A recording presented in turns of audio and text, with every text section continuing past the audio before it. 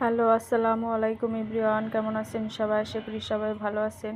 তো আজকে আমি একটা ভিন্ন ধরনের খাবার আপনাদের সাথে শেয়ার করব। এটা আমি একটা বড় বোনের কাছ থেকে শিখেছি। তো এটা হচ্ছে মেনলি গাজীপুরের খাবার, ওরাই বেশি রান্না করে এটা। তো আমি একটা প্যানে পরিমাণ মতো তেল দিয়ে দিলাম, তারপরে দিয়ে হচ্ছে পেঁয়াজ, তারপরে হচ্ছে লবণ। তো দিয়ে আমি একটু নাড়াচাড়া করছিলাম, একটু ব্রাউন কালার করব। তারপরে দিয়ে দিলাম হচ্ছে আদা বাটা, রসুন বাটা। তো দেওয়ার পর আমি একটু গুঁড়া মশলা দিয়ে দিব। তো আমি দিয়ে দিলাম হলুদের ফাঁকি আর হচ্ছে মরিচ। তো দেওয়ার পরে আমি একটু কষিয়ে নিব। তারপরে আমি দিয়ে দিব হচ্ছে কেটে রাখা লাল শাক।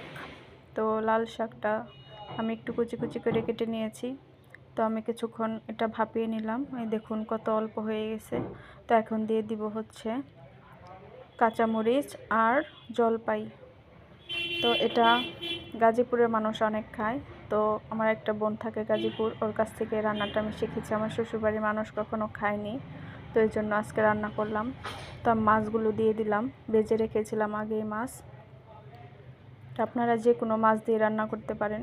এরপর আমি একটু গরম পানি দিয়ে দিয়েছি। তো কিছু সময় এভাবে রান্না করে নেব। তো রান্না করার পর আমি এখানে ঢাকনা দিয়ে ঢেকে দিব। তো দেখুন আমার রান্নাটা, এটা একটা নতুন ধরনের খাবার। তো আমি ঢেকে দিয়েছি। ঢেকে দেওয়ার পরে দেখুন এই তো আমার রান্নাটা কমপ্লিট হয়ে গেছে। তো এভাবে আপনারা রান্না করে খেতে পারেন। তো ভিডিওটি ভালো লাগলে অবশ্যই লাইক, কমেন্ট, শেয়ার করে দিবেন। ধন্যবাদ।